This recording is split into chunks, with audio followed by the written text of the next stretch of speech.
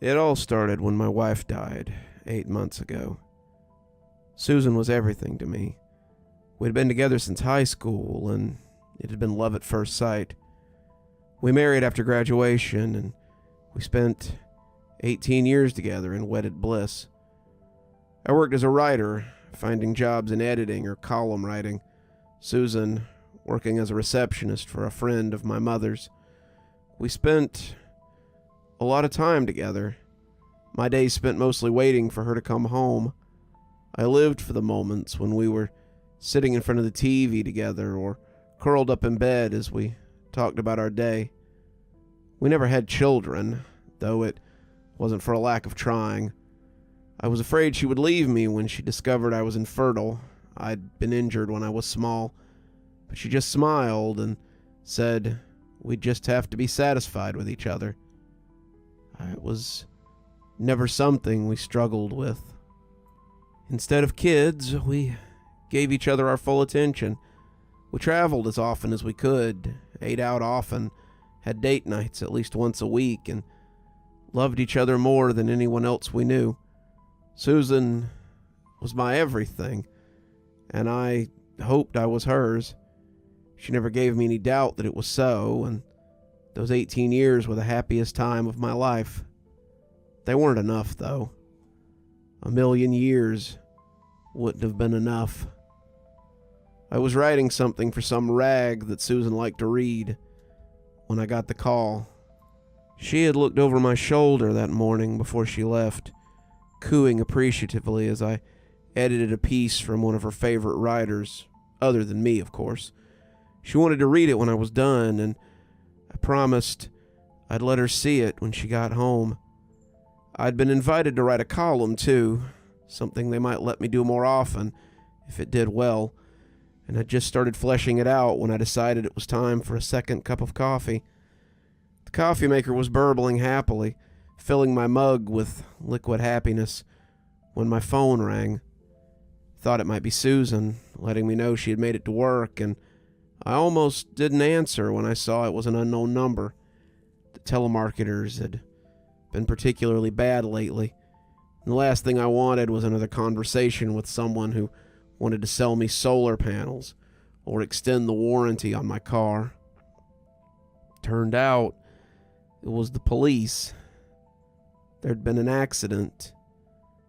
They were sorry, but she had passed very quickly, likely instantly, and hadn't felt any pain. My cup smashed as it hit the floor, soaking my feet in hot coffee as I gripped the counter for support. I would need support for the next few months. I was a wreck. My wife had been my whole world, and suddenly I was alone. I couldn't even go into the bedroom for the first 2 weeks. It smelled like her. Her pictures were everywhere. I slept on the couch a lot those days. I didn't even go in there to get my suit. I just bought a new one off the rack for the funeral. It was small. Neither of us had a lot of friends or family, but the girls from the doctor's office were very supportive, very sorry to lose such a dear friend. We buried her in Mountain Hills, a cemetery not far from the house. After they lowered her into the ground, I just sat there, trying to figure out what to do.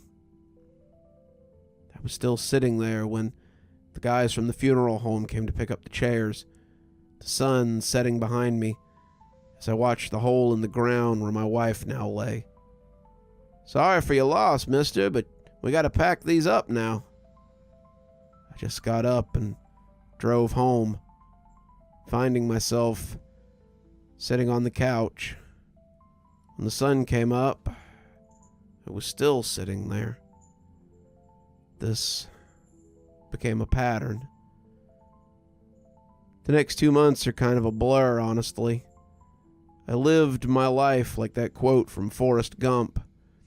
When I was tired, I slept. When I was hungry, I ate. And when I had to go, I went. I really didn't leave the house unless I had to, and When I did, I walked.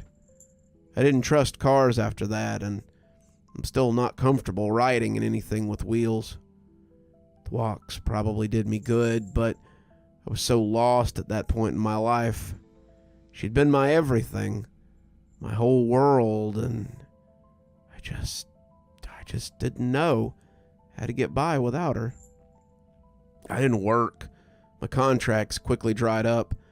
I wasn't working on my book either, and I'd fallen into a deep funk. If something hadn't pulled me out, I would have probably wasted away right there. Luckily, I suppose, something did. That was when the gifts started showing up. The first one came on Valentine's Day, though I now know that was no accident. I had stepped out in the evening to check the mail, and there it was on the stoop.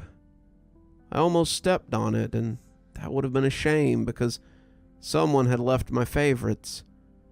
Sitting there was a bouquet of wildflowers, a box of those dark chocolate truffles Susan had always bought me, and a card. I was stunned for a moment, not quite believing what I was seeing. This was just the sort of thing she would do, too, and I expected her to jump around the corner and surprise me. She hadn't been very large, a wisp of a thing, but she liked to scare people and found it hilarious when she managed to. As the minutes stretched by and no scare seemed incoming, I picked up the stuff and brought it inside. I put the flowers in some water. I had never gotten flowers before, but I remembered that much, and set the chocolates on the table. I opened the card and found a pretty generic card inside, flipping it open to see who had sent it. I snorted as I read it, wondering whose bright idea that had been, but feeling a little better, nonetheless.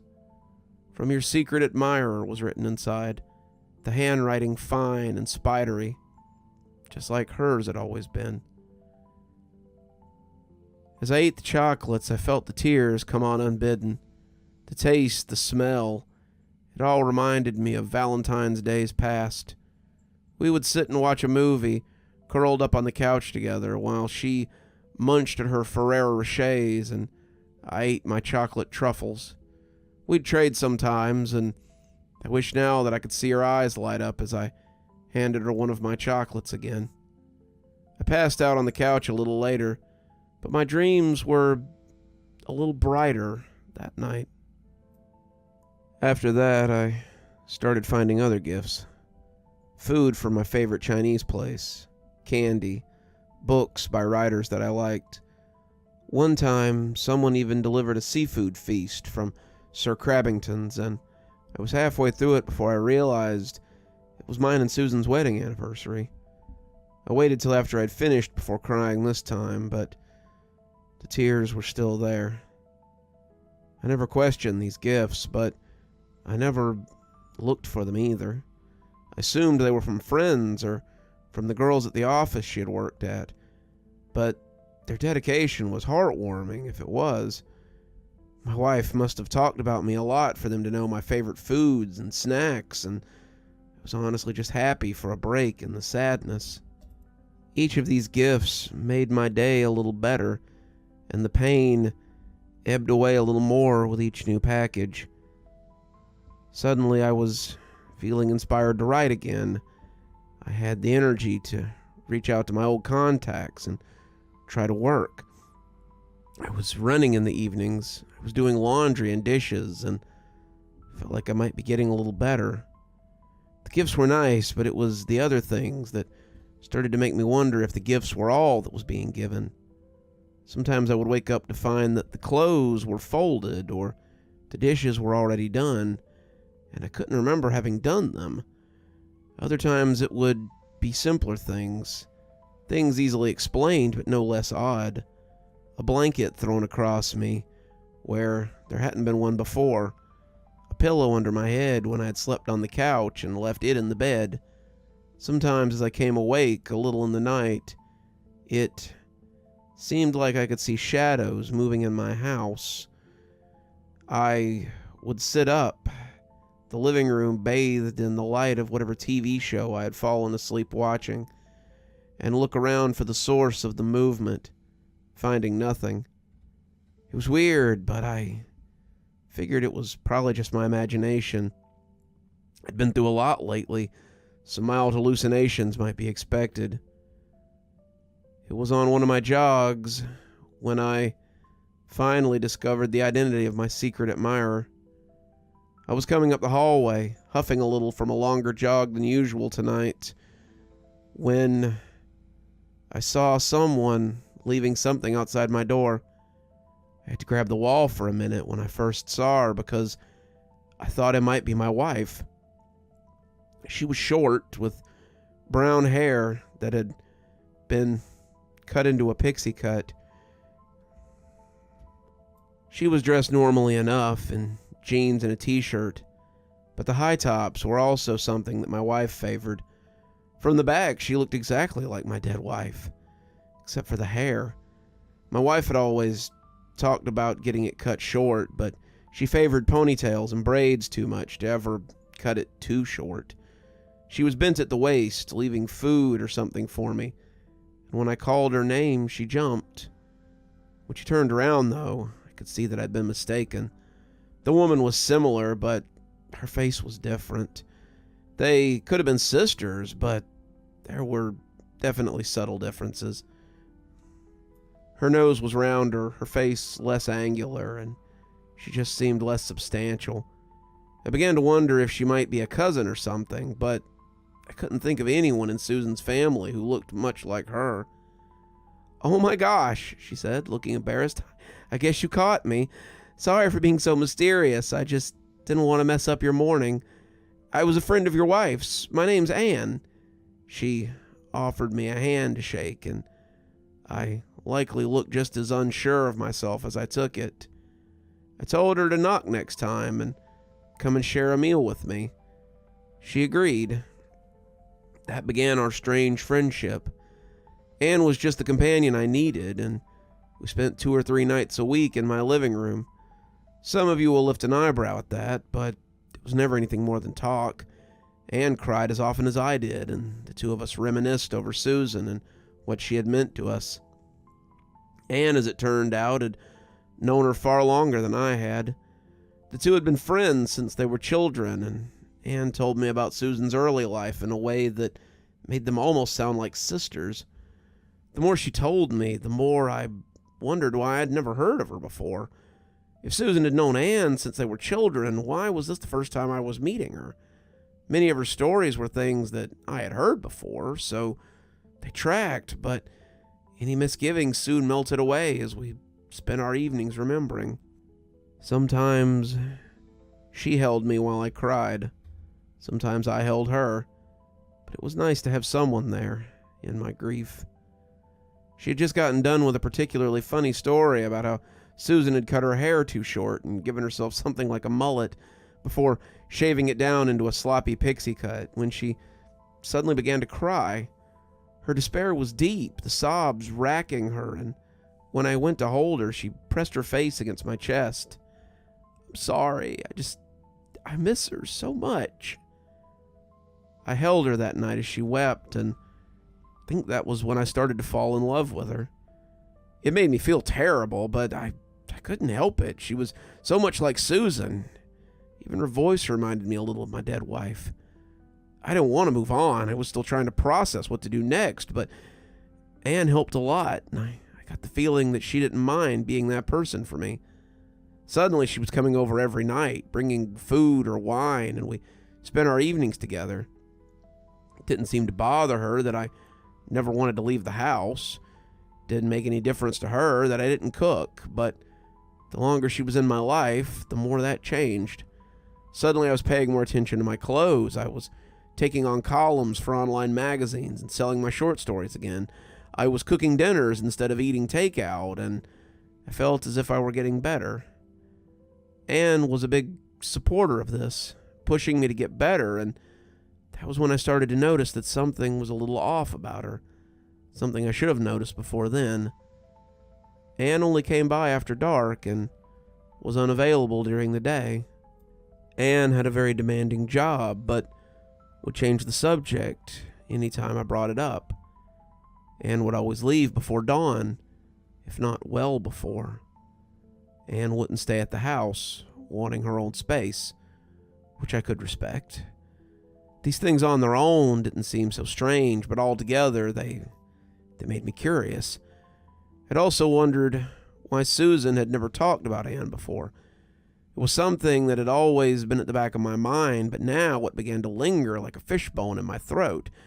If they were so close, why had I never met her?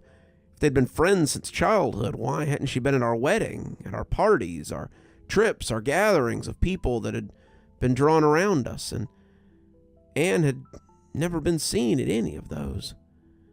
I asked Anne about that one night, and she waved it off, telling me I must have seen her at one of those things. I've been to every gathering you guys have thrown. I was at your wedding. I was at the funeral. I've been with you guys all the way. Made me think I was going crazy, but I couldn't remember seeing her before that night 2 months ago. I thought about going through old pictures, but neither of us had been picture-taking people. We kept our memories inside, not on our phones, though it made it a little difficult to check now. I was hesitant to bring any of this up in front of her as, well, I didn't want her to feel like I was accusing her of anything. Anne had become very important to me, and I didn't want to go back to sitting in my depression on the couch every night. That was until I saw something that I shouldn't have. We'd been watching a movie on the couch, something Susan and I had seen 1,000 times, and I dozed off towards the end. I had laid my head over on Anne, and if it bothered her, she gave no indication. I don't know how long we sat like that, the two of us together on the couch, but when she got up to leave, I came half awake as I mumbled something about seeing her later. She didn't respond, which I thought meant she hadn't heard me, but as I opened my eye a little, I saw something that froze me in my couch divot. The black shadow was standing in the doorway, its back to me as it prepared to step out into the dim hallway. The creature looked like tar, its form more of a feminine insinuation than a fact. It must have had its back to me, but when I inhaled sharply and fell off the couch, it turned back to see what had happened. I was on the floor, breathing harshly and trying to find enough breath to scream when the shadow creature bent down in front of me and spoke in Anne's voice. It's okay. This wasn't how I wanted you to find out, but I suppose it was inevitable. I couldn't find my breath. I looked at the thing that was speaking with Anne's voice, trying to make sense of all of this. What the hell was going on? In my head, I had wondered if Anne was some kind of stalker or a weirdo who was only pretending to know my wife, but this was a little bit beyond anything I had thought about. What? She glanced at the sliding door to our apartment, noticing the sun beginning to peek up and sucking in air. I don't have time now, but please listen. You have to trust me. I would never hurt you, and I'll explain what's going on. Some of the answers might not make a lot of sense, but I promise I'll tell you what's going on. Just wait till tonight, till I get off, and I'll tell you everything I can. Can you do that? I nodded, and she returned it slowly. She got up and walked towards the door, but turned back just before passing through it. I'm still Anne. I'm still the person you've known for the past few months. Just keep that in mind. She walked through the door and left me sitting on the floor of my living room. I was a mess all that day. I didn't understand anything.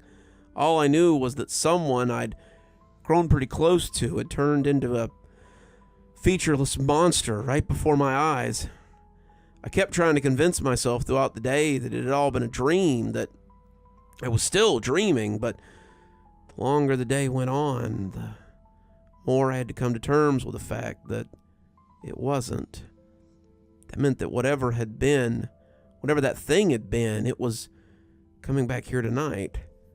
I'd have to make a choice when it got here. Did I let it in, or did I tell it to go away and lose Anne forever?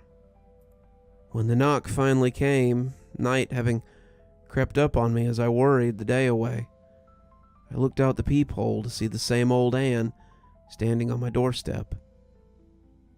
As I opened the door, she breathed a sigh of relief and asked if she could come in. I let her in, figuring that if the creature had wanted to hurt me, it would have done it before now. "Okay," she said, not sitting as she paced the living room. "I know you've probably got a ton of questions, but just let me tell you my side before you jump to conclusions." She took a deep breath, steadying herself as she tried to find a place to begin. "I didn't lie. I have been with your wife for a very long time. In fact, I've been with her since she was born. Susan and I have gone everywhere together, right up until the day they buried her. I'm Susan's shadow." I squinted at her, not really sure what to make of that. "When your wife died, I was reassigned to someone else. Someone new. Someone very new, but I still remembered you. I wondered how you were and what you were doing. I hoped you were doing okay, and as this little person napped and ate and sat, I knew I had to go make sure you were all right. I had to stay with my new person during the day when the shadows are most noticeable, but at night I was free to roam a bit more. Babies don't move as much as you might think, and with a 7 o'clock bedtime, I was left with a lot of time to kill. I leave at 5 when the sun is coming up, and come back at night so I can see you." She stopped and looked at me in an expectant way, but my mind was altogether unprepared. "So you're Susan's shadow? How?" "Shadows are part of people, but once they're dead, we aren't really needed. I've been with Susan since the start, since the first time she met you, and I fell in love with you right alongside her. I had to know you were safe, to know that you hadn't given up, so I started coming back to our old house. I found you suffering. So I left you gifts to keep your spirits up, little things to make you realize you were still loved. But I got careless. I let myself get seen, but I guess that worked out in the end. Turned out, I was hurting too. I missed Susan. I missed her more than I had any of the other people I'd been attached to before. And talking with you helped me get over her, just as it helped you. We helped each other in the end, and that was what we both needed. We became what the other needed, and I'm thankful that you happened along and found me that day." I had questions, all kinds of questions, but the one that stuck seemed the most obvious. If you have someone new that you've attached to, does that mean that eventually you'll have to go? She nodded slowly, like she hoped I wouldn't think of that right away. Eventually, as the person I've been assigned to grows, she'll need me more than just during the day. I may have to stay with her more and more often at night, and that will ultimately mean less time with you. I want to be here for you, but I don't want to stop you from moving on either. You need to get past her, get past me, and eventually return to life as you knew it. You deserve that. You deserve to be happy." I felt the tears leaking down my face, smearing her and turning her into a wavy half-person. Will you stay with me as long as you can?" I asked. She nodded. "I will. I'd really like that." That was 6 months ago. The little girl that she's become the shadow of, Anne, is starting to move around more, and Anne is happy with her progress. She doesn't think it'll be much longer before she's walking, but she promised that she'll come and see me for a while to come. One day she may decide that the nights are for going out and working, but for now, she's still tossing in her crib before the sun goes down, and that's just fine with me. I don't know how long I'll have Anne for, but I know it would never be long enough. Even as I write this, I know there will come a time when her visits become less and less, and I know that'll be fine too. I had Susan for 18 years, and I'll take whatever time I have with her shadow as a gift.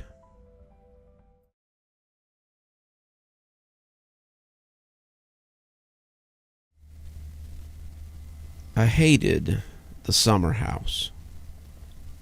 That's a weird thing to say, I know, but it's true.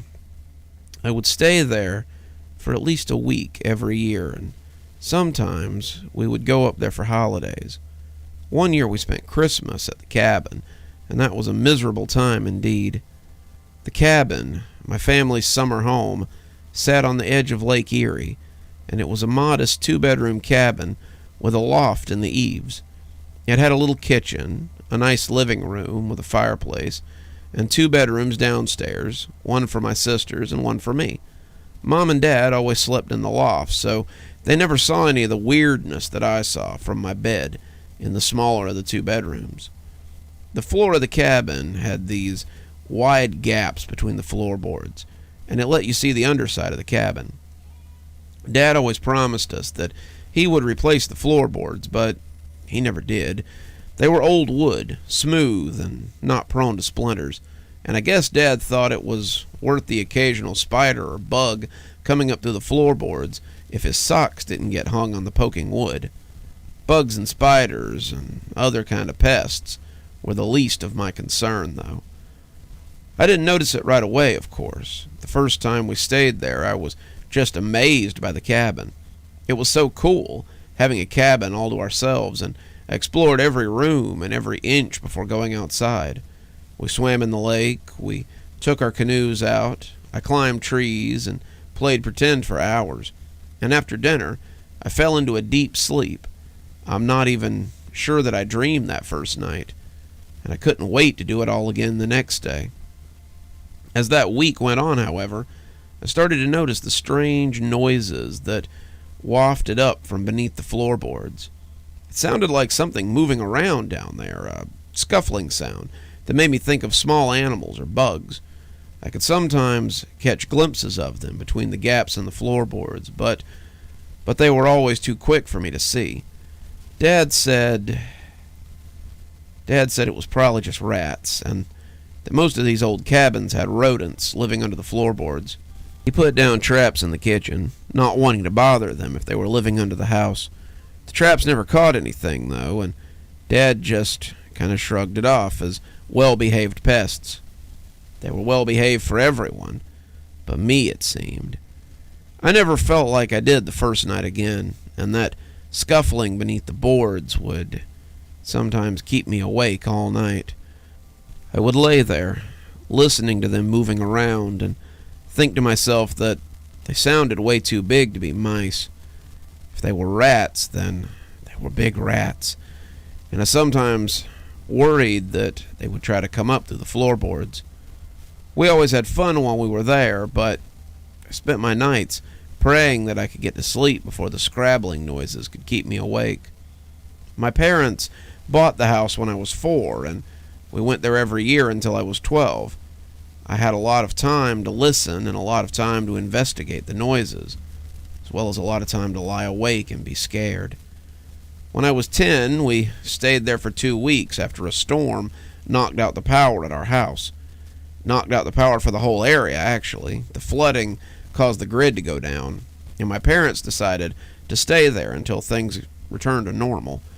It was miserable. Every night I just lay there, listening to the scrabbling of whatever was under there. No matter how many pillows I put on my head, no matter how much I swam and ran and wore myself out, no matter what I did to fall asleep, it never did any good. The scratching and the scrabbling would always keep me awake, and after 8 nights straight of this, I'd had enough. It was 11 o'clock, and I growled as the scratching started again. I was tired, I was grumpy, and I had had enough. I pushed myself out of bed, coming down hard on the boards before stomping around as loud as I dared, hoping to scare them. I'd been stomping around for a couple of minutes when suddenly the noise under my feet stopped. I stood there, feeling pleased with myself as I crawled back into bed. If I'd known it would be that easy, I would have done it weeks ago. As I closed my eyes and finally dropped into something like sleep, I felt secure here for the first time since that first night. But it was short-lived. When I heard the scrabbling again, I realized it had barely been an hour. The sound was so loud that it made me think that something was trying to come through the floor. I peeked over the side of the bed and saw something pressing against the cracks. It was dark, so it was hard to tell, but through the floor cracks, I thought I saw fingers digging up through the holes in the wood. The fingers were dirty, the wood making them run with dark liquid as it cut them. But they kept pushing.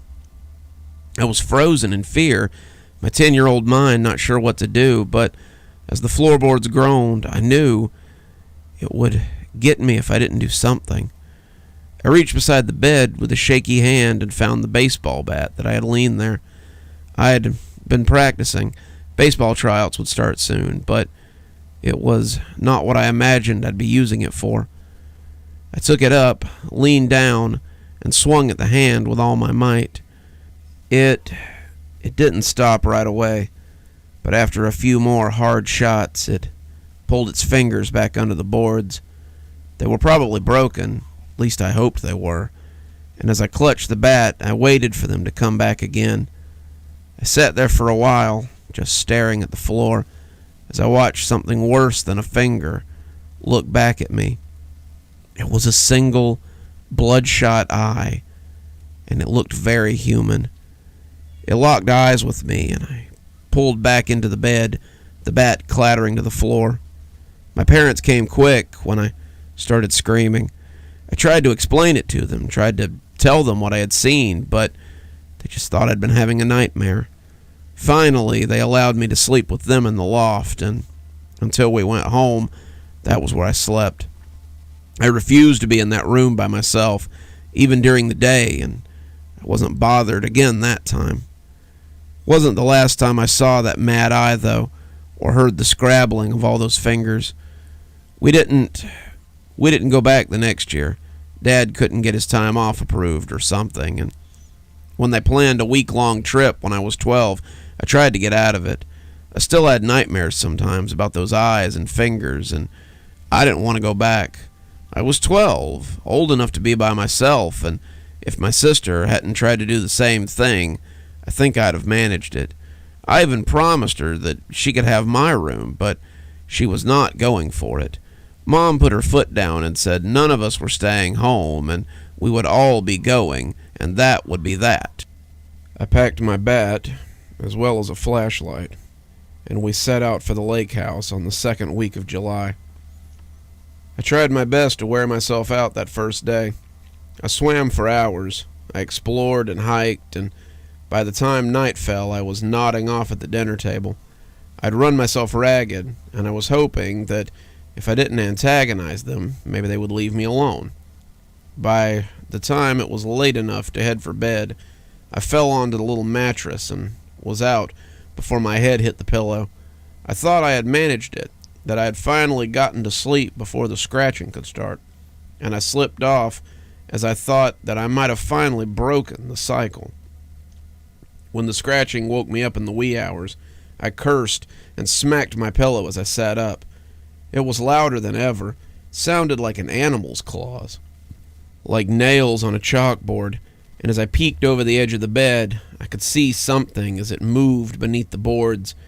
It was pushing again, thrusting its fingers between the wooden slats, and when the fingertips began coming through, I felt like I was having the nightmares all over again.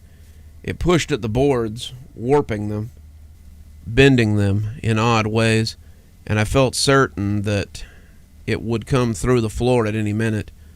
Some of the fingers were bent in odd ways, the tips looking like they might have healed after I had broken them, and as I took up the bat again, I prepared to give them something to heal from again. I smashed those fingers as they tried to poke free, and as the blood ran down, they pulled them back, and the eye came back to stare at me. It was bloodshot and awful, and when I hit the floorboards, it moved away as I was left in silence. I tried to go back to sleep, but I couldn't. Every creak of the house, every rustle of the wind, every scrape of a tree branch, every groan of the wood that sounded like the scraping as it returned. I finally fell asleep, but it was nearly morning, and I woke up tired and groggy. I was pokey the rest of the day. My mom asked if I was feeling sick, but I assured her that I was fine.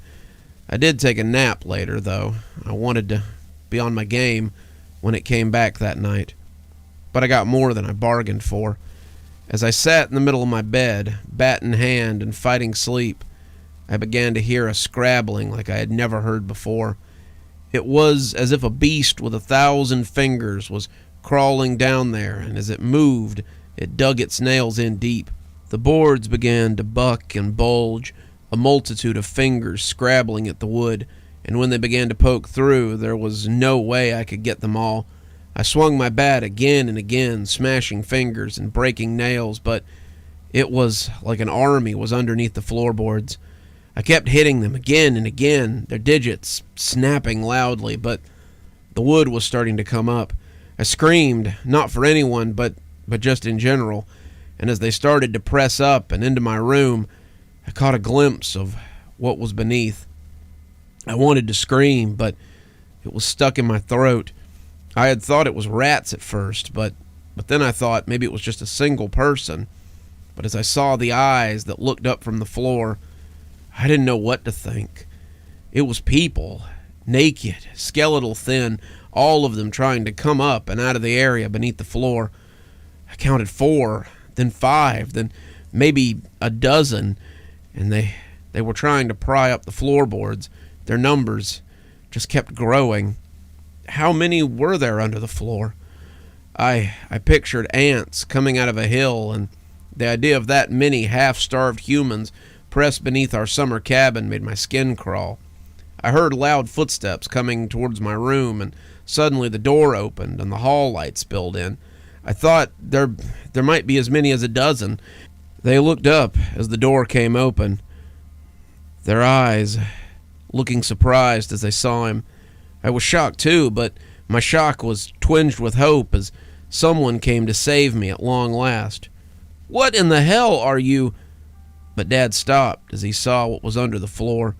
They saw him too, and they tried to get through the floor, but he didn't give them time. He stepped in, grabbed me, and stepped out, closing the door and putting a chair under it from the hallway. Then he woke up my sisters and took all of us up to the loft as he called the police. Then he sat up there with a pistol, something I didn't even know he owned until that moment, and waited for the police to arrive or some of the people from the floor to come out. When the police arrived, he came down to let them in, and then he came back to keep us safe. That was my dad, always a protector. Cops didn't find anything, but the pushed-up floorboards kind of helped our story. I told them how long it had been going on, what I had heard and seen, and they searched under the house and in the nearby woods before finally giving up. They found sign in the house of something moving around down there, even a screen on the side of the house that had been jimmied open, but they didn't find much else. Dad didn't tell me till I was older, but apparently the sheriff who came out to check the scene had told him a story. The lake house was so cheap enough that a working stiff like my dad could afford it because it was the site of something terrible. The last owner had gone missing suddenly. A man, a woman, 3 children, and none of them had ever been found again. They'd searched everywhere, but found neither hide nor hair of them. The only thing they did find was a pushed-up board in the room that I now stayed in. Enough boards for a small horde to squeeze in through. My parents sold the lake house after that, and we got a timeshare in North Carolina. That was a decade ago, but I still have nightmares about the people under the cabin sometimes. So if you see a cabin for sale on Lake Erie, be very cautious and do your homework. There could be more in the foundation than just the termites. I've been sitting on this for a little while, but I think it's time. This happened about 3 years ago. I was, without a doubt, the worst kind of hiker. You know those guys who are all leave no sign, bagging their garbage, burying their poop, cleaning up their campsite, respecting nature's natural beauty and all that? Yeah, that wasn't me. I liked camping. My parents liked camping. But there was always a mentality of the woods will take care of things. I watched my dad leave a whole cooler full of empty beer cans at the site one time when I was 8. We brought a couch with us on a camping trip one time, just because Dad knew of a ravine nearby. Broken fishing rods, left those by the creek. Garbage, right on the ground. Hell, we left a whole tent once because Dad couldn't get it back in the bag. We didn't use campgrounds either. Mom and Dad would pack up and find somewhere in the middle of nowhere and just live off the land for a couple of days, then leave their crap behind. I can't say that this is why I am the way I am. I know better than to litter and be a pig, but in my head, the woods will always take care of themselves. It's been here for millions of years. Why is my trash and stuff gonna mess with it? If my styrofoam cooler kills a couple of trees, then they didn't deserve to be there, right? That's what I thought, at least. I go camping about 3 times a year. The start of spring, the start of summer, and the end of summer. I live in California, so I always just pack up my pickup, get some food and beer and recreational greenery, and head out to somewhere remote. A buddy of mine from work hadn't shut up about this overlook an hour from the city, right outside the Santa Lucia mountain range, and I figured I'd go crash out there for a weekend. Unlike my parents, I'm not a living off the land kind of person. I brought food, I brought stuff, and I intended to do nothing but sit in the wilderness, sleep in my hammock, and get buzzed.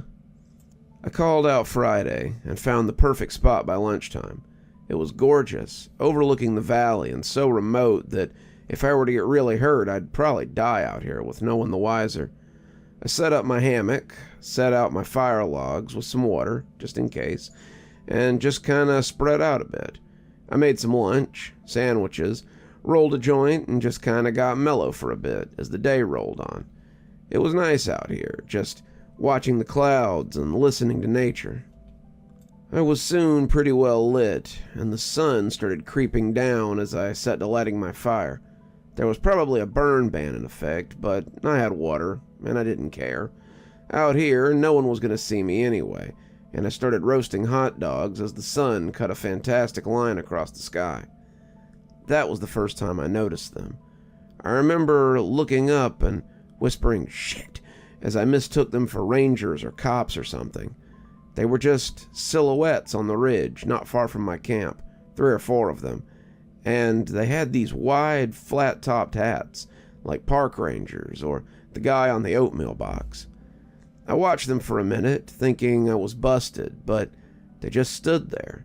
They didn't move, they didn't call out, but I know they saw me.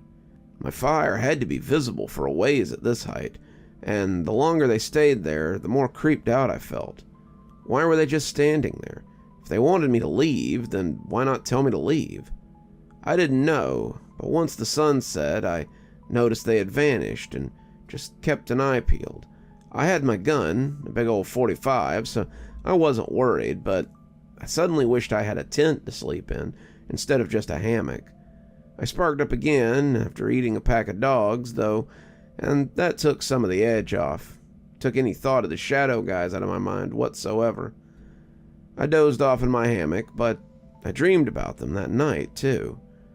I dreamed that they were in my campsite, just standing around and watching me. They were like the outlines of people, like when someone stands in front of the sun and all you get is a burnt-out image of them. They didn't have any features, no eyes or anything, and I was frozen there as they looked at me. They didn't say anything, they just watched me, and it felt like being sleep paralyzed the whole time. I woke up after dawn, almost fell out of my hammock, and started making breakfast as I stirred up the ashes of last night's fire. I wondered if it had really been a dream or not, but I felt like it must have been.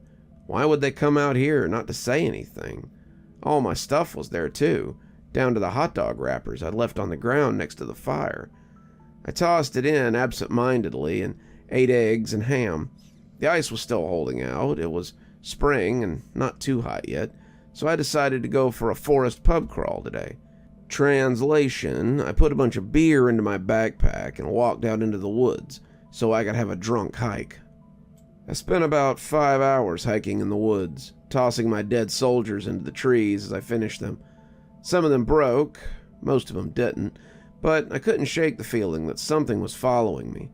I hiked in the woods. I never saw anything. It wasn't like I spotted someone hiding behind a tree, but it was like deep pockets of shadows that shouldn't have been there. It was midday, the sun was high, and I should have had major visibility. Even so, I found myself looking around as the crawling feeling just got worse and worse. Some of it was being drunk in the hot woods with no water, and when I found a stream, I plunged my face into it to get some clarity. I drank a little. Dad always said running water was fine to drink from, and when something snapped not far behind me, I looked up like a zebra at a watering hole. I looked around, trying to find what was stalking me, but there was nothing, just the quiet forest and the gently rushing stream. No, I didn't believe that. I'd felt like I was stalked all day, and as I watched the trees, I felt sure that something moved out there. I got up and started running, the zebra analogy too hard to break, and I kept waiting for the claws to sink into me, the teeth to bite, the hot breath to fall on my neck. It was going to come at any minute. I could feel it, and when I tripped over a fallen log, I just lay there and waited for the end. It would get me now. It would get me, and I'd be dead. I'd be dead. Nothing happened. I lay there for about 10 minutes just knowing that it would get me when I moved, but it never came. When the ants started to bite my legs, I sat up and swiped at them. I'd fallen next to an anthill, and I had accidentally stomped on it in my haste, and they were mad as hell about it. I ended up going back to the creek to wash them off, a haphazard trip that took me another 10 minutes, and I was still looking around like a scared animal. I sat with my legs in the creek until they had stopped throbbing, and then made my miserable way back to camp. It was not as much fun walking back as it had been walking out, and I was jittery and tense the whole way.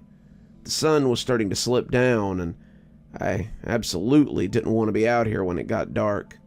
Too many things could be crunching around out here in the dark. I made it back to camp before it got dark, and as I cooked my dinner, the sun started to ride low again. It was more hot dogs tonight, cooked over the fire, but I couldn't finish all of them. I was too scared to look away from the ridge, and I ended up burning more than one of them. They tasted fine either way, but I had eyes only for the shadows on the ridge. They had the same wide-brimmed hats. A few of them had canes, but none of them were really people. They were like shadows, the images burned at Hiroshima, the photo negatives that sometimes get burned into old photographs. All of them at once, and none of them at all. They just stood there, watching me. They didn't move, they didn't stir, and as the sun sank, I became colder and colder. I should have gone to my truck and left, but I didn't. I made myself put it out of my mind. I convinced myself that I was just being foolish. When it got dark, I got in my hammock and tried to get comfortable, but it wouldn't come. My leg hurt. I was sunburnt. I was hungover. I was dehydrated. I was, but ultimately, I was afraid. I was afraid that when I closed my eyes, they would get me. I was afraid they would just carry me off into the night and I'd never be seen again.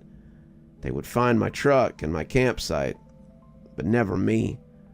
Maybe, I thought as I finally nodded off, someone would look up one afternoon at sunset and see me on that ridge too, just watching. I must have fallen asleep, and I like to think I dreamed what came next. I want to, but I can't convince myself that I did. I woke up and saw them standing around me. I could see them, and not just the ones in front of the fire. They were darker than the night itself somehow, and they began to creep closer to me. Crept is the wrong word, though. They slid along the ground like ghosts in some of the horror movies I'd watched as a kid. They hemmed me in, my body shaking, but my voice stuck in my throat. I didn't dare move. I didn't dare speak. And as they knelt around me, I heard whispering. It was a terrible sound, and it follows me into sleep sometimes. You come here to the womb of creation and leave your waste. You are a brainless creature fit only to destroy things made by your betters. You burn the wood of a creature who has existed before you were more than a twinkling in your father's eye. You destroy a place that was new when this planet cooled. You throw your trash into a home shared by 100 billion organisms, and you claim to be superior here.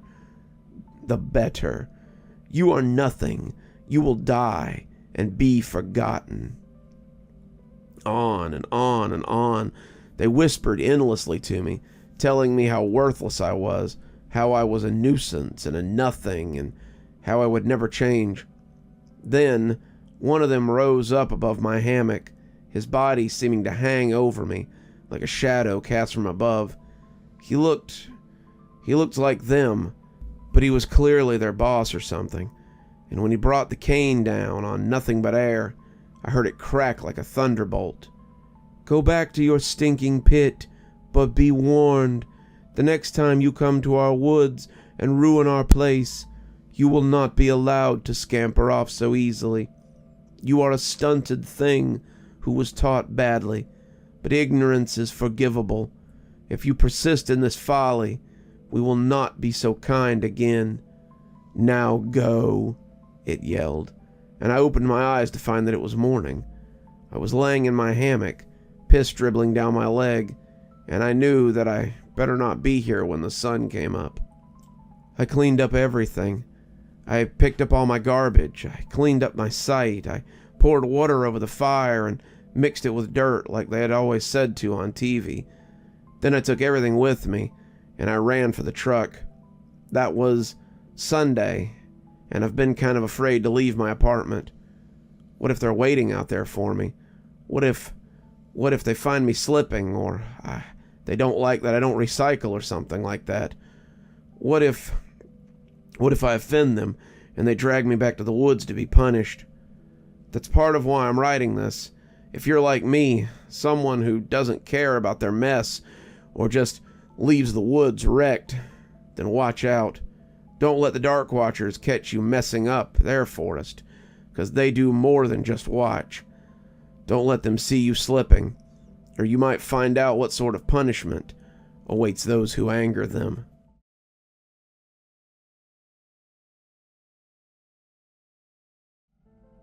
When I stepped into the little room, I thought I had come to the wrong place. I have AOADD, Adult Onset Attention Deficit Disorder. If that sounds made up, it's because it's pretty rare from what I understand.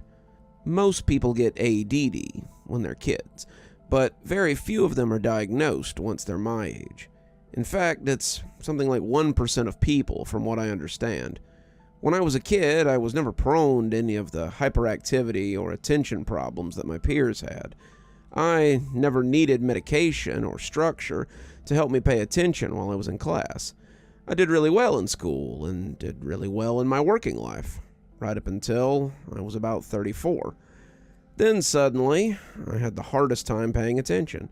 I couldn't focus on much of anything, not even for the short term. I would find my mind wandering while I was at work, and eventually, I got fired. I couldn't concentrate long enough on my work to get anything done. I tried to find another job, but anything I managed to get ended the same way. I couldn't even pay attention long enough to flip hamburgers, and my resume was soon in shambles.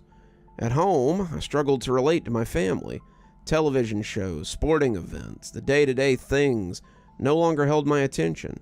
I was aware of this, aware that I was losing my wife and kids, but I couldn't pay attention to that either. It was like being trapped just behind your eyes and having to watch as you lose everything. After my wife left and took the kids, I decided it might be time to go see a doctor. This was a little different than just the general malaise that I sometimes found with life, and I needed help. My doctor told me about the adult onset attention deficit disorder and prescribed medication and some supplements. He helped me fill out the paperwork and get on disability. The disability paid for my housing. My wife had taken our house in the divorce, and the disability made them go easy on me when it came to child support. I wasn't just a lazy slob, I had a medical condition, and I was trying to overcome it. None of the medication worked, the supplements either, and nothing they suggested seemed to help with my attention problems. After a while, my doctor recommended a support group, and I told him I'd give it a try. When I came to my first session, I wasn't sure that I had made the right call.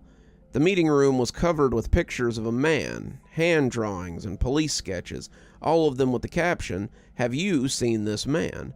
I wondered who he was, the whole thing feeling a bit tinfoil hattish, but I had to admit that the man looked a little familiar. I was still staring at him when the organizer called me out, looking up when the man asked if I had AOADD. When I told him I did, he nodded and told me I was in the right place. So I took a seat with the other 5 or 6 people there and decided to give it a try. "So, why don't you tell us about your trigger moment?" "My what?" I asked, not sure what he was talking about. "Your trigger moment. Everyone in the group has one. It's the moment you realize that you had a problem with attention. It'll sound a little weird, but it may surprise you to learn that a lot of our trigger moments are very similar." I thought about it, like really racking my brain, but I couldn't come up with much of anything. My doctor had never said anything about a trigger moment, and this was something new. My attention issues had just kind of happened, and I couldn't think of anything that had caused it. The man leading the meetings, a middle-aged guy with salt and pepper hair, nodded and said that was normal. "Charlie," he said, looking at a bearded guy who was dressed like somebody's dad at an amusement park, "why don't you talk about your trigger moment? Maybe it'll help him figure it out." Charlie nodded, interlocking his fingers as he put them across his lap. "I was walking down Main Street when a man suddenly called out to me from a nearby park bench. He asked if I would mind giving him my attention, just like that, and I nodded, saying I would. I figured he just wanted money. Most of the guys that call out to you from park benches want money. But after I agreed to give him my attention, he nodded and just got up and walked away. I thought it was weird, wondered what the hell that had been about, but as I walked, I realized I couldn't focus on the fantasy football team I had been planning. I'd been thinking about the game coming up. I was really big into fantasy football back then, and the team I had put together was doing really well. I had been going over my roster for next week. My team was about to go into the semifinals, and it was weird to realize that the roster would no longer hold my attention. I just kind of wandered around, not really thinking about anything in particular. That's how it started. After that, I couldn't really pay attention to anything. I lost my job, I lost my girlfriend, and now I just kind of float around most of the time. That trigger moment, the moment in time when I met the man, seems to be the only thing I can really concentrate on anymore. I can remember it with crystal clarity, but everything else is like catching water in a sieve. I can think about something for a moment or two, maybe even for as long as a half an hour, but eventually, it's gone. I live out of a van now. You might have seen it when you pulled up to the rec center, and I only have it because the guy took my money and handed me the keys, and I didn't have to sign anything. It's not registered. The cops have ticketed me 12 times or more, and it's only a matter of time before they take that too, I guess. The group nodded at him like this was the most normal thing they had ever heard, and when they all looked at me expectantly, as if I had my own story to tell, I just shook my head. There was something, though, a tickling in the back of my mind, but nothing yet. "Melissa, why don't you go next?" He never asked a question, never asked people if they wanted to share, and all of his statements were just that. He wasn't asking them if they wanted to put their story out there. He was telling them that it was time to share information. I was working as a waitress at a lunch counter. It was the middle of the day, the lunch rush was in full swing, and I barely even looked at the guy when he came and sat down at the counter. I walked over and asked if I could get him something. He said all he wanted was my attention, just a little attention. When I said he had it, he just got up and walked away. I thought it was weird. The guy had wanted my attention and then he left, but that was how it started. I'm not quite as bad as some of the people in the group. I can still hold on to my attention for about 40% of the time. Sometimes, however, I'll just lose all ability to pay attention to anything. My doctor recommended this group, thinking it might stop it from getting worse, but I think it's as bad as it'll ever get. After all, the man only asked for a little of my attention, not all of it. I stopped her after that, asking if she was serious. She said she was, and I looked at the group organizer with a raised eyebrow. "Are you trying to tell me that these two had their attention stolen by, what, some kind of demon or something?" The organizer shook his head emphatically. "No, not a demon. I don't believe in heaven or hell, but I do believe in this man and what he's doing. I don't know what he is, some highly persuasive psychic, some kind of creature from outside our reality, or just some Orwellian thought criminal who's figured out how to perpetrate the worst crime imaginable. But he is the string that holds everyone together, and he seems to like this area the best." I got up, meaning to leave, but the organizer stopped me with a few words. "You met him too, didn't you?" I had my hand on the door, but his statement had made me think again about where I had seen the man on the poster. "I saw you recognizing him when you came in. Everyone does, but they don't always remember right away. He's sneaky, a very easy-to-miss man. He's so unassuming that you never think twice about giving him your attention. It's just a turn of phrase, after all. 'May I have your attention, please?' But he means it literally. They never realize what they're giving up when they agree to give him their attention, but he knows full well what he's taking." I was still at the door, my hand around the knob. Even though I didn't believe what he was saying, I couldn't deny one thing. I did recognize the man in the picture. I just couldn't remember where. "Larry, why don't you tell your story next? You should have a seat and listen. Larry has a real harrowing tale." I took my seat, curiosity getting the better of me, and looked at Larry as he looked at his cheap Walmart shoes instead of the group. Larry reminded me of the dad from The Honeymooners, an older guy in the comfortable overweight of age. His head was bald, except for a scattering of peach fuzz on top, and I noticed there was a long scar on his left arm that he kept covered with the sleeve of his shirt. There was enough sleeve to do the job. He was wearing a sweatshirt even in the unseasonable heat, but he seemed inadvertently to pluck at it. It was as if the scar itched him, and he needed to scratch it. "I was a bus driver for the city. I've been a bus driver for 25 years. I knew my job, I knew my route, and if I'd been a little luckier, I was only about 5 years away from a really good retirement. I was taking on afternoon fares, greeting people as they put in their change and coins in the little slot. When he got on, I told him it was $1.50 to ride the bus, and it was change only. He asked me something, and at the time, I thought he had asked if I had a quarter. Sometimes they didn't have enough, and they asked if they could borrow a quarter or a dime. I told him sure, digging around in my pockets to see if I had some change. But when I looked up with a couple of dimes, the guy was gone. I didn't think anything of it, just slapped the change in the box, and got on my way. As I drove, however, I found my attention waning. I couldn't really focus on any one particular thing. I was just looking everywhere, having trouble remembering what I'd been doing. I crashed that bus into rush hour traffic, causing one of the biggest accidents in the city's memory at the time. There were no fatalities, thankfully, but there was enough property damage and medical expenses that the city had little choice but to fire me. I got a portion of my retirement, but nowhere near what I would have got after retiring with the full 30. I feel terrible for what I did, but even that seems to be dulled by the fact that I can't seem to pay attention to anything for more than a few minutes. I have to write down these meetings on a whiteboard so I can even remember that I have to go to them at all. If it wasn't for Kay here, calling us on meeting days and coming to pick us up, most of us wouldn't be here at all. Kay, the organizer, looked back at me and seemed to be inviting me to tell my own story. I still couldn't remember all the details, but something was starting to come back as I listened to them tell their stories. I had been going to get coffee for my boss and some of my friends in the office.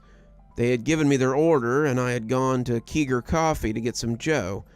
I'd been coming back with the cardboard container of coffee, the one for me, balanced in my other hand, when someone had asked if they could have my attention, please. I turned, looking at the guy as he stood on a box with a small crowd gathered around him.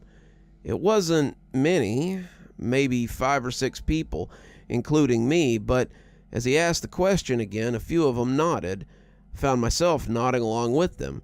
Kay was right. The question was so harmless that I hadn't thought twice about agreeing to it. It seemed that even a nod was good enough. After 3 or 4 of the people had nodded and stepped in closer, he clapped his hands and stepped down off the box. Then, to the general confusion of the crowd, he simply walked away. Looking at the group again, I realized that one of the people from the crowd was sitting there, and they seemed to have remembered me as well.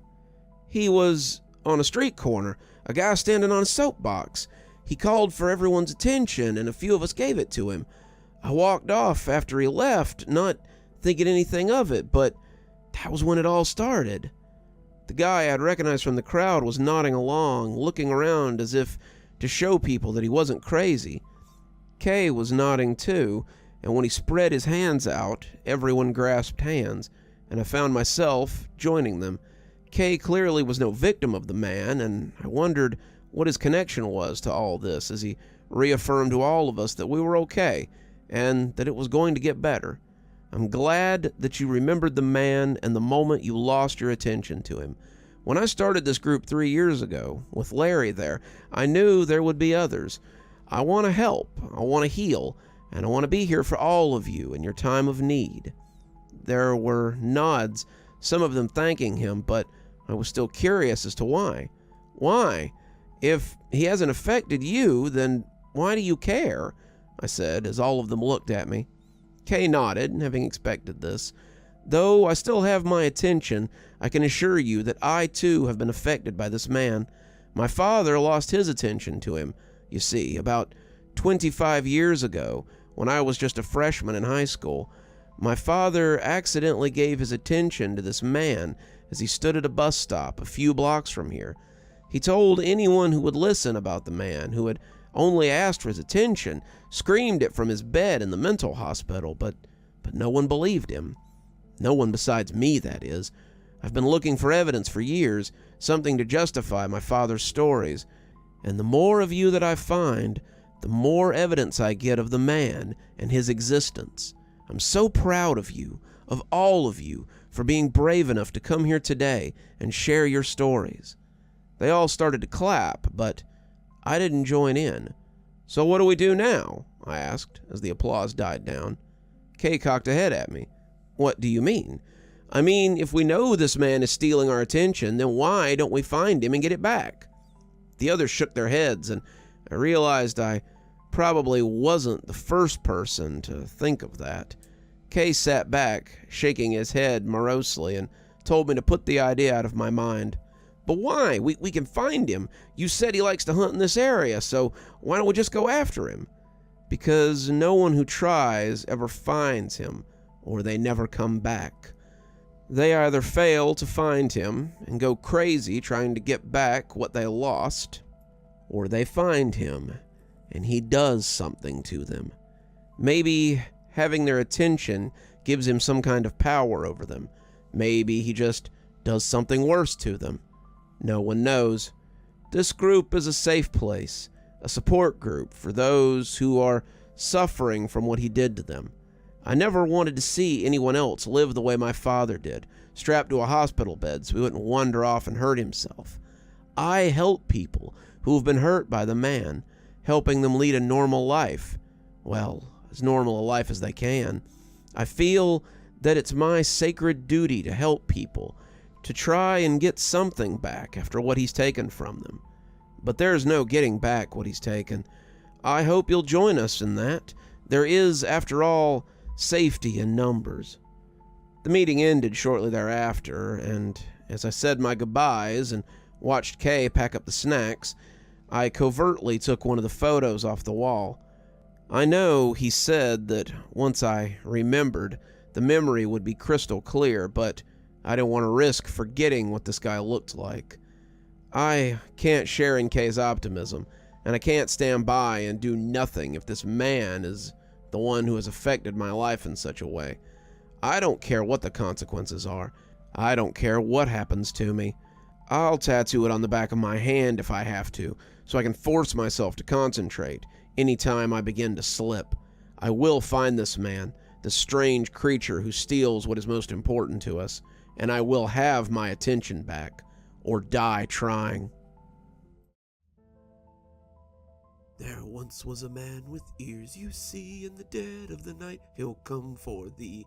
He'll drag you into the woods to scream, and there your bones he'll gnaw. Soon shall the bunny man come to take you away from your dad and mum. Soon shall the bunny man come, and your soul shall belong to him. Stop it, Catherine! I'd scream, but Catherine just cackled and sang it all the louder. I can still remember my sister's face because of that ghoulish smile she wore while she tormented me. We grew up in New Zealand, so the shanty was something old that we changed for our own purposes. Many of the kids sang it, but my sister was the first to adopt it into something different from the original. A few kids had added some creative lyrics to the original song, usually something about farty men or something, but Catherine had turned it into a song about the bunny man. She was forbidden from singing it at school. By our parents and teachers, and she took it as an excuse to sing it for me at every opportunity. It was usually sung low, under her breath, so my parents couldn't hear it, so she could deny it when I began crying about it. It was in poor taste anyway. The bunny man may have been an urban legend, but the man going around kidnapping children was very real. That summer, 13 children had gone missing in the city we lived in. All of them were from poor families like ours, who lived in tenement buildings, much like ours. They always disappeared in the middle of the night after being lured out of their houses, and there was always some sign left behind that tied them together. Whether it was spray painted on their door, the fence behind their house, or the sides of the building they lived in, the calling card was always left in plain white spray paint for the police to find. A white rabbit head in a white circle, the sign of the bunny man. My sister had started humming the little shanty after the 7th kid had gone missing. I had heard her in her room, working through the lyrics as we did homework. She would hum them to herself in a distracted way that people often do while they're trying to figure something out. As she scratched away at the math problem, she would argue with herself and make corrections to the grisly little shanty she was constructing. I would shudder to myself as I heard what she was writing, and I think I might have become her horrified little barometer. The more I shuddered, the more lyrics I heard that stayed in place. By the time school started again in August, her shanty had taken form, and she began her reign of terror. Catherine and I were 2 years apart. I had started 6th grade, and she had started 8th, and she seemed to delight in terrorizing the other girls in my class with her bunny man song. She would walk behind groups of students, humming the tune at first as they walked from class or to lunch. Then she would begin singing the words to herself, low at first, building volume, until a few of them started to hear what she was singing and become noticeably upset. Then she would run up behind the group, caterwauling the last verse as she sent them screaming and running in all directions. That's how she had earned herself a suspension from school and a grounding from our parents. That's why she was home that night, the night of December 15th, the night the Bunny Man did indeed come. We were both grounded that night, actually. My sister was grounded after being suspended from school for her Bunny Man shenanigans, but she didn't much care. She was happy to put off schoolwork and watch TV all day and suffer the wrath of our parents. I, however, was grounded for encouraging these antics by saying I had seen the Bunny Man. It wasn't a joke, though. I wasn't trying to encourage Catherine in her bad behavior. I had woken up for the 6th night in a row, hearing someone humming that shanty and going to the window to see who it was. I couldn't actually be hearing anyone, I realize now. Our loft was on the 5th floor, looking out on a vacant lot and the road behind the building. There was no way I should be able to hear anything. I could, though. I can clearly remember hearing that shanty, hummed in a gravelly baritone that sounded as though it were right outside the window. The first few times I heard it, I went to the window and looked out on the lot. In the moonlight, he was standing there, in the road, a man in a dingy gray rabbit costume, his eyes glowing yellow and his ears cocked almost jauntily. My parents would hear me screaming and come running into the room to see what was going on. They would find me on the floor, screaming and pointing out the window, always gibbering about the Bunny Man. After the 3rd night, I didn't even go to the window. I would lie in bed and sob as the shanty bore its way into my brain. I would sob and call for them, screaming about the damn Bunny Man, until finally, my father couldn't take it anymore. That's why both of us were grounded on the night in question, the night our parents went out. It was supposed to be a family night. We were supposed to go out and have a real family meal, see a movie, maybe get some ice cream. Instead, my father had been using it as a punishment for my sister after she'd gotten in trouble. We 3 would go out and have fun while she stayed home and did not. My mother, however, thought this was a little harsh, and she had been pleading with him to reconsider. This had made him a little short, and after being woken up by my screaming all week, he had reached his limit. He grounded me as well, thinking I was trying to egg my sister on with all this Bunny Man nonsense, and announced that he and my mother were going on a date instead. "We will be back at 10. You 2 are to be in bed by 8:30. If I come in and you're still awake, you will be severely punished." Then they left, and for a few hours we'd gotten along pretty well. Catherine made dinner, heating up some canned pasta in the microwave, and then we'd watch some TV as the sun set and the evening wore on. It wasn't until 8, when I got off the couch and started for bed, that she started in on her old ways. She asked what I was doing, and when I told her I was going to get ready for bed, she asked me why. "You heard, Dad. If we're still up when he gets here, we're going to get in trouble." "Pfft, probably just scared the Bunny Man will hear you awake and come get you." "I am not," I lied. "R2, you're in such a hurry to go to sleep, so the Bunny Man will come and take you away." She leaned towards me, grinning that awful grin. "Oh, there once was a man with ears, you see." I put my hands over my ears and started running away as she sang all the louder and chased me. "In the dead of the night, he'll come for thee." "Catherine, stop it," I sobbed. We were running up the hall, and as I wheeled into my room, I tried to slam the door and lock her out. She battered the door aside and bore down on me, grinning and singing as I cowered beneath the window. I was covering my head with my arms, sobbing uncontrollably as I tried to block her out. She stalked towards me, bellowing the song now and scritching her hands like claws as she walked towards me. "Soon shall the Bunny Man come to bring..." But she stopped suddenly, and as the silence stretched on, I opened my eyes and looked up to find her looking out the window as she loomed over me. She was staring out the window, transfixed by whatever she saw there, and this new game was almost scarier than the shanty. Her face held a look I was unused to seeing. She was startled, unsure of what she was looking at, but it also appeared that there was terror there.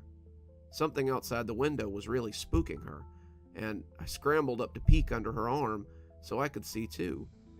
It seemed I was peeking into one of my nightmares. Standing in the road, right under a streetlight, was a man in a tattered gray bunny costume.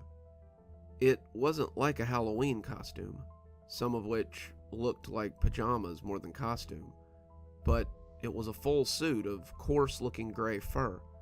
The fur was matted and dark in places, kinky and tangled like a stuffed animal that needs to be brushed.